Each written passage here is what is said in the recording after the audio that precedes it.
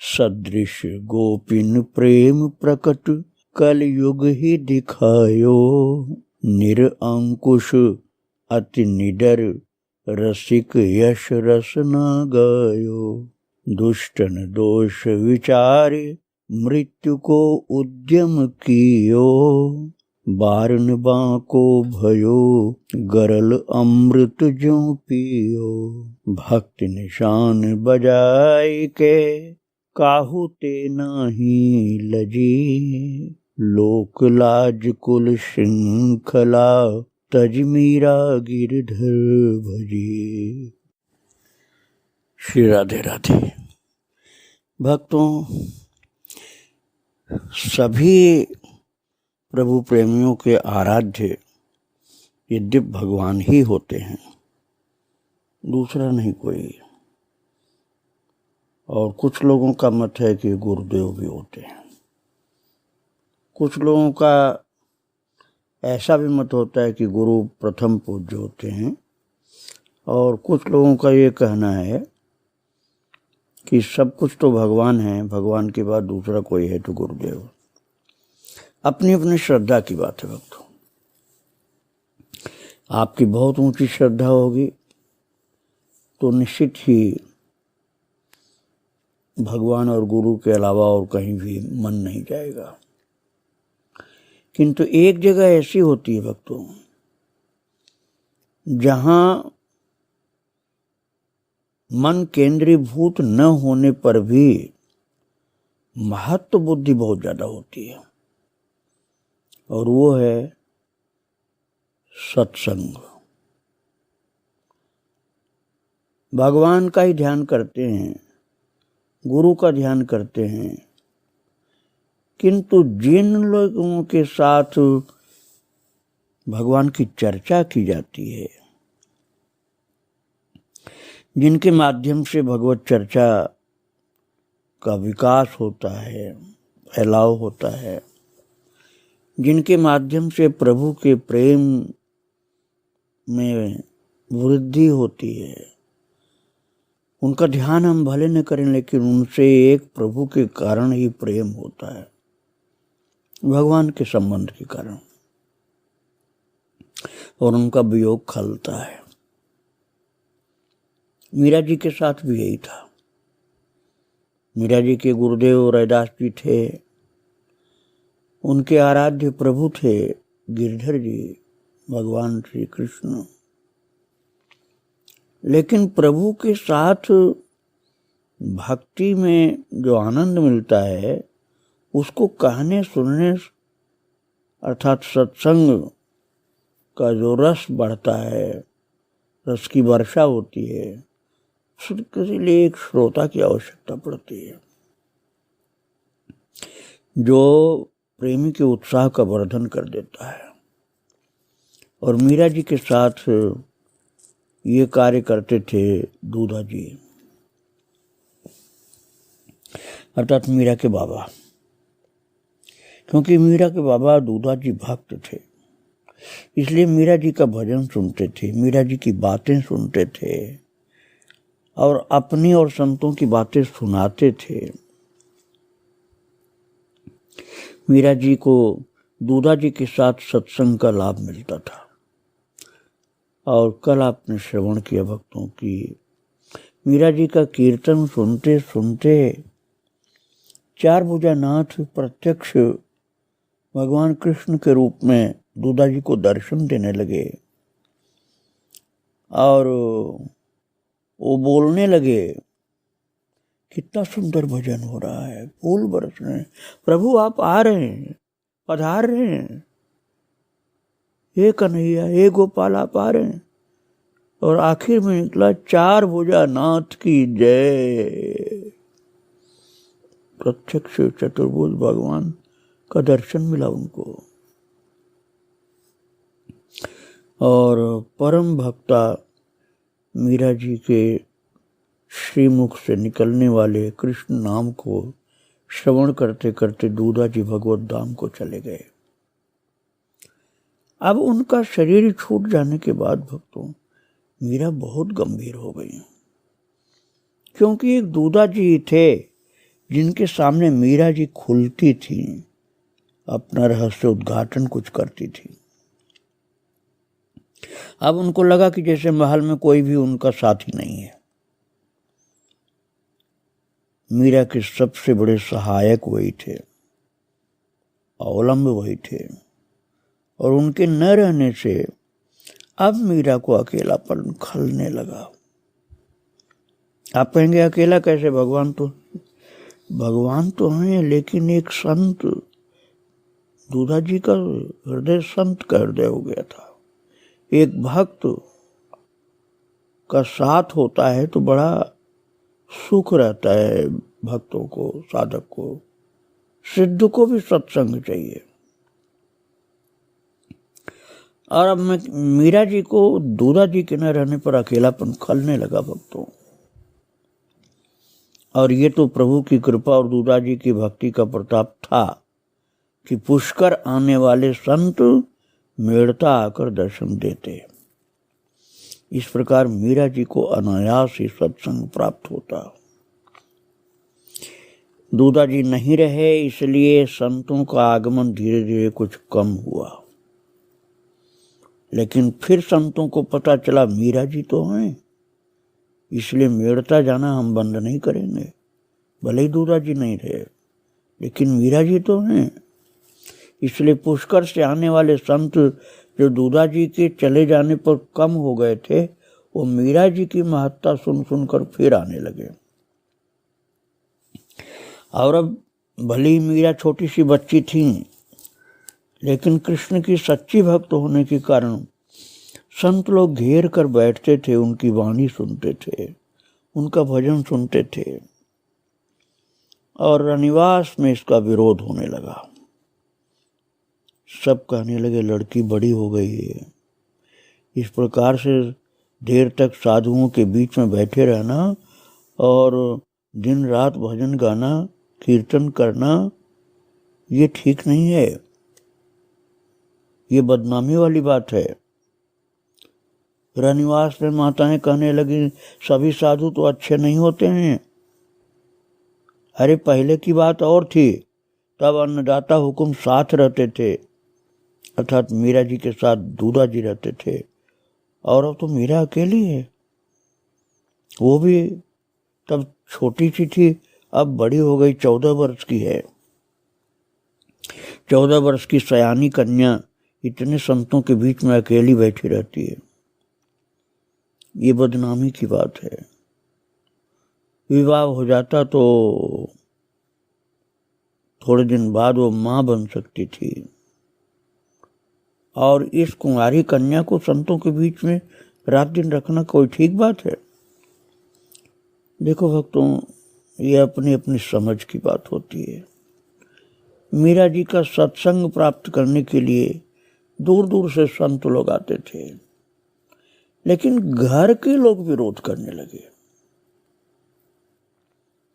यही विचित्र बात होती है कि जिन संतों भक्तों का दर्शन करने के लिए दूर दूर के लोग भागते चले आते हैं, उनके निकट रहने वाले लोग उनका विरोध करते हैं। और मीरा जी के साथ ये हो रहा था। और वो लोग आपस में कहने लगी कि आखिर कब तक कुंवारी रखेंगे इसे, कल आसपास के लोग ताना मारेंगे हमको।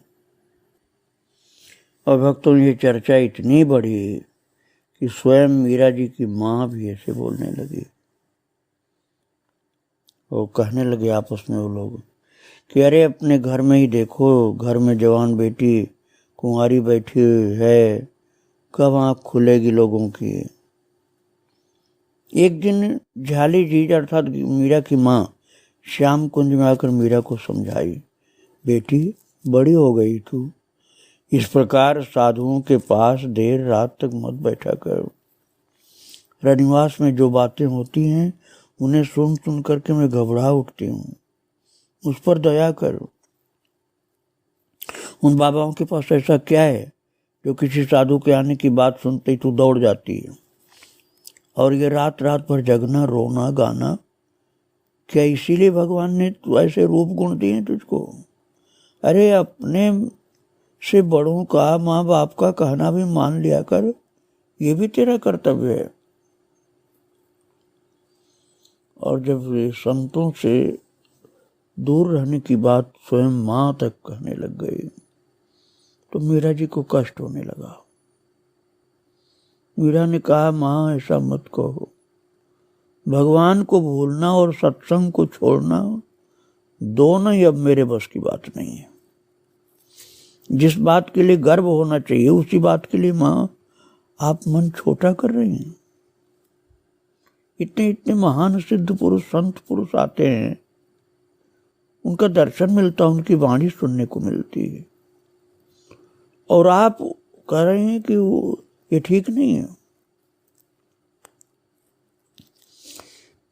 माँ ने कहा कि मैं क्या करूं बेटी, तेरी बात तो मुझे ठीक लगती है, पर महलों में जिधर जाओ वही बात सुनाई देती है। तो पिताजी क्या यही कहते हैं माँ? तो माँ ने कहा कि वे यहाँ हैं कहाँ, वो तो सेना लेकर के गए हैं, कुछ लोग जो कर नहीं देते थे उनसे युद्ध करने गए। मीरा ने कहा कि माँ ये तो ठीक नहीं है, युद्ध करना, बिना बात के लोगों की जान लेना, युद्ध करना ये ठीक नहीं है, उनको दबाना कोई अच्छी बात है। माँ ने कहा, आज विवाद सब छोड़, तू, ये तो राजाओं की बात है, तू तो भगवान की भक्ति में लगी है। और माता ये सब बोल करके चली गई। मीरा जी को समझाना उनके बस का था नहीं, इसलिए चली गई, क्योंकि मीरा जी के ऊपर जो सत्संग का रंग चढ़ा था, कृष्ण भक्ति का रंग चढ़ा था, उसके सम्मुख किसी का समझाना मीरा जी के लिए प्रभावकर नहीं होता था। हाँ, इनकी बातें सुन सुनकर थोड़ी उदासी जरूर आती थी, एक बार फिर भक्ति में लग जाती थी। अपने मन की बात तो किसी से कहती कैसे, अब दूधा जी तो थे नहीं, उन्हीं से कहती थी, इसलिए दूधा जी याद आते थे मीरा जी को। और महाराज रनिवास की स्त्रियों के आग्रह से जो वीरम देव जी थे, बड़े पिताजी, वो मीरा जी की सगाई के लिए प्रयत्न करने लगे। और मैं आपको पहले सुना चुका हूँ, चित्तौड़ की बेटी जो एक थी, जो मीरा जी की बड़ी माँ थी, तो भोजराज अपने परिकरों साथ मेड़ता पधारे बुआ जी से मिलने के लिए। तो रूप और बल की सीमा, धीर वीर समझदार बालक, लगभग 20 वर्ष के थे वो। जिसने भी देखा भोजराज को, मन में वही बात आई कि मीरा के साथ इनकी शादी हो तो ऐसी सुंदर जोड़ी बहुत अच्छी होगी। ऐसी सुंदर जोड़ी दीपक लेकर के ढूंढने पर भी नहीं मिलेगी। कुछ मत सोचो, आंख मूंद कर विवाह इनका कर देना चाहिए। भगवान ने मीरा को जैसे रूप गुण से संवारा है, वैसा भाग्य भी दोनों हाथों से दिया है। यही विचार सब करते थे, यही कहते थे कि मीरा की शादी भोजराज से कर दी जाए। और भीतर ही भीतर तय हुआ कि गिरिजा जी के साथ ही, गिरिजा उस माता का नाम था जो चित्तौड़ वाली थी, महाराज पुरोहित जी की भेजे जाएं मेड़ता से चित्तौड़, ये बात तय होने लगी। और धीरे धीरे लोगों के मन में यह बात बहुत पक्की बैठ गई, और इस प्रकार से चर्चा फैली कि मीरा जी के कान तक ये बात पहुंच गई, और वो व्याकुल हो उठी। अब मन की व्यथा किससे कहें, दूधा जी भी तो नहीं है, और मीरा जी की माँ तो मीरा जी की बात कम सुनती थी, जो माताएं थीं अर्थात उनकी बहनें, जेठानी, देवरानी, उन सब की बात ज़्यादा सुनती थी। और मीरा जी ने देखा जब कोई सुनने वाला नहीं है तो अपने प्रभु के पास अपने पूजा घर में जा करके रोने लगी और कहने लगी, मेरे स्वामी, मेरे गोपाल, मेरे सर्वस्व, मैं कहाँ जाऊं, किससे कहूं, मुझे बताओ, ये तुम्हें अर्पित तन मन क्या अब दूसरों की संपत्ति बनेगी? जब मैं आपकी हो चुकी हूं तो मैं दूसरे की कैसे बन सकती हूं? मेरे तो गिरधर गोपाल दूसरे न कोई, जाके सिर मोर मुकुट मेरो पति सोई। भक्तों, मीरा जी ने देखा कि अब कोई भी नहीं जिससे मैं कुछ ही कह सकूं अपनी बात, केवल प्रभु हैं मेरे और दूसरा कोई सुनने वाला नहीं। तब तो अपना तानपुरा लेकर के बैठ गई अपने श्याम कुंज में, अपने पूजा घर में, और भगवान से रो रो करके प्रार्थना करने लगी, म्हारी सुध लीजो दीनानाथ, मारी सुध लीजो दीनानाथ, जल डूबत गजराज उबारो, जल में पकड़ो हाथ, मारी सुध लीजो दीनानाथ। जिन प्रहलाद पिता दुख दीनो, नरसिंह भय यदुनाथ, मारी सुध लीजो दीनानाथ। नरसी मेहता रे माये रे, सगा में राखी बात, मीरा के प्रभु गिरिधर नागर, भव में पकड़ो हाथ, मारे सुध लीजो दीनानाथ। बस भगवान से ही विनती कर रहे हैं मीरा जी। और मैंने आपको बतलाया भोजराज चित्तौड़ से मेड़ता पधारे थे। 20 साल के नवयुवक थे, बहुत सुंदर थे।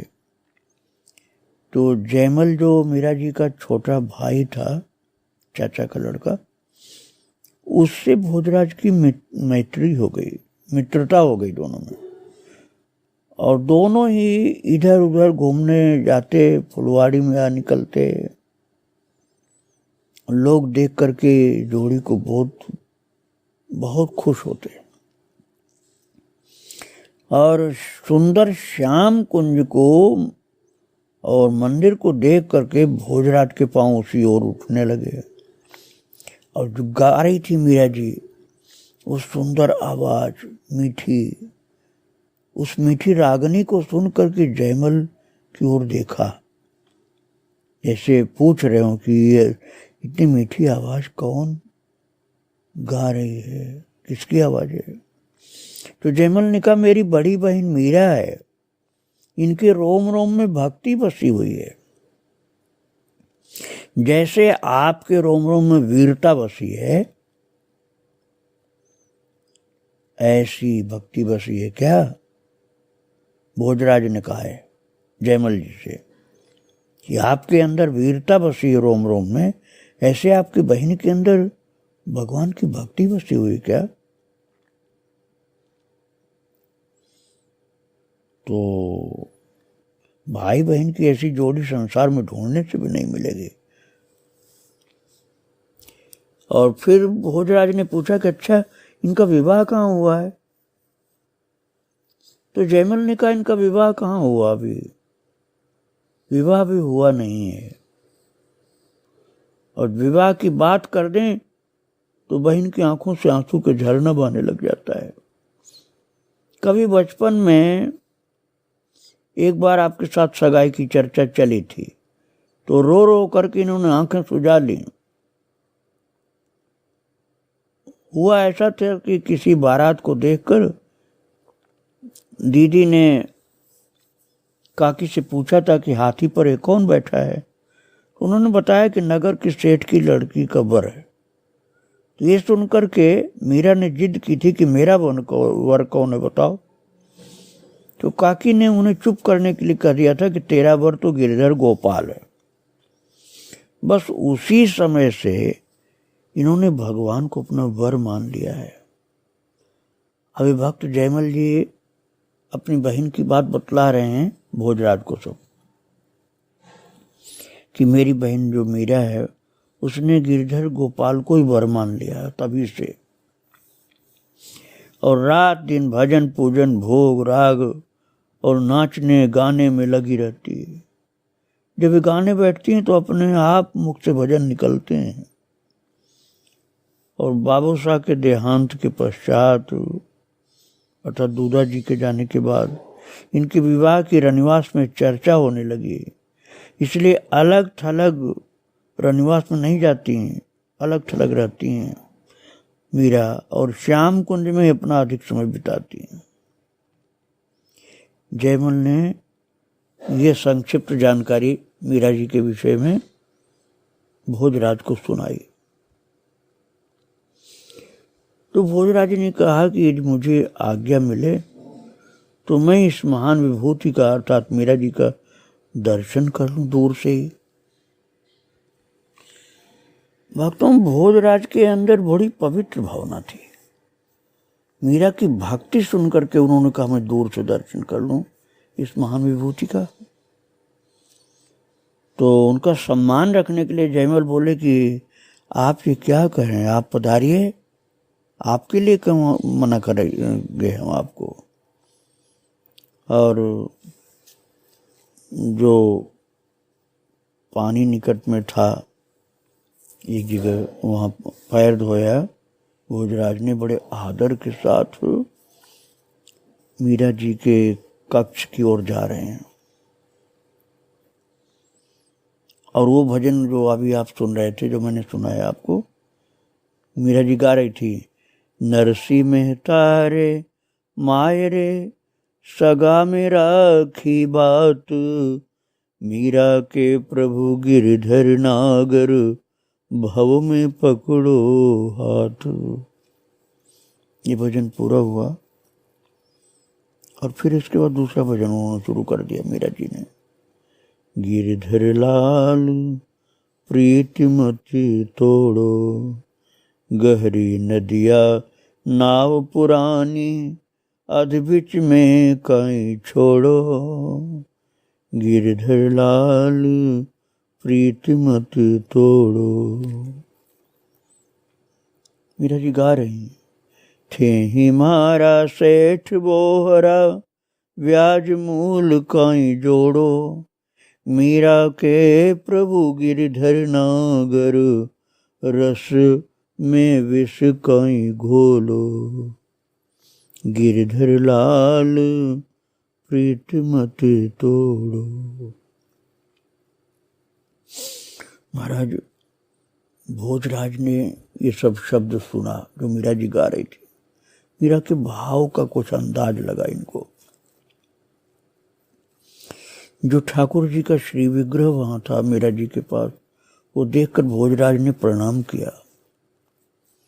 और मैं आपको पहले बता दूं कि भोजराज भी महान भक्त थे, जो मीरा की संगत में और उच्च कोटि के भक्त हो जाते हैं बाद में। अभी तो मैं प्रारंभिक बात आपको सुना रहा हूँ। उनके आंखों से आंसू निकल पड़े भोजराज जी के, और वो संगीत की और गायन की मधुर ध्वनि वो सुन रहे थे। और मीरा जी अपनी पतली सी उंगली से एक तारे को झंकृत कर रही थी। नेत्रों से आंसू बहते जा रहे थे मीरा जी के, और गाती चली जा रही थी। प्रेम विभोर होकर आंसू बहा रही थी, आंखें बंद थी। और ये दृश्य देख करके युवक भोजराज ने जैसे अपना आपा ही खो दिया।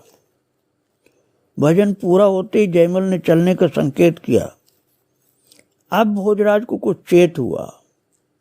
तब तक मीरा ने एक तारा एक ओर रख करके प्रणाम किया ठाकुर जी को। आंख खोलकर तो ऐसा लगा कि जैसे उनके नेत्र कमल की पंखुड़ी जैसे खुल गए। जयमल ने कुंवर का हाथ पकड़ करके बाहर चलने के लिए पांव उठाया। तभी मीरा ने तनिक दृष्टि फेरी और पूछा, कौन है? इतनी मीठी आवाज मीरा जी की सुनाई पड़ी कि चकित हो गए भोजराज। कितनी मीठी आवाज इनकी। भोजराज तो बोले नहीं। जयमल बोले कि दीदी मैं हूं। और भोजराज का हाथ पकड़े थे जयमल जी, हाथ छोड़ दिया उनका और जल्दी से मीरा जी की ओर बढ़ करके बड़े प्रेम भरे स्वर में जयमल ने कहा, दीदी मैं हूं। और समीप आकर के घुटनों के बल पर बैठकर अंजलि में बहन का आंसुओं से भीगा हुआ मुख लेते हुए आकुल स्वर में पूछा, किसने दुख दिया आपको? आप क्यों इतना रो रहे हैं? और कहते कहते बहन की पीठ पर हाथ रखा तो उसके रुदन का बांध टूट गया। भाई की छाती पर माथा टेक कर मीरा फूट फूट कर रो पड़ी। तो भाई जयमल ने कहा, आप मुझसे कहिए तो किसने कष्ट दिया आपको? जयमल प्राण दे करके भी आपको सुखी कर सके तो स्वयं को धन्य मानेगा। 10 वर्ष का बालक जयमल ऐसे बोल रहा था जैसे मीरा का अभिभावक हो चुका है। बड़ी बहन को ऐसा संभाल रहा था जैसे पूरी जिम्मेदारी उसी की है। अब मीरा क्या कहें, कैसे कहें? उसका ये दुलारा छोटा भाई कैसे जानेगा कि प्रेम की पीर क्या होती है? वो क्या जाने कि नारी पर एक ही बार विवाह की रस्म चढ़ाई जाती है। जगत के व्यवहार और अंतर के भावों से अनजान ये क्या जानेगा भाई छोटा कि शीतल दाह कैसे प्राणों को सुखा देता है। ये स्वयं बालक है, अतः मेरी विपत्ति में कैसे सहायता कर पाएगा? पर डूबते हुए को तिनके से भी जैसे अवलंब की आशा होती है, ऐसे मीरा जी को जयमल के मधुर व्यवहार से आशा बढ़ी। और फिर जयमल और भाई जयमल और मीरा बहन में आपस में बातें होती हैं, वो मैं आपको कल सुनाऊंगा। आज इन महान भक्तों को प्रणाम करके यहीं विराम दे रहा हूँ। श्री राधे राधे, जय श्री राधे राधे।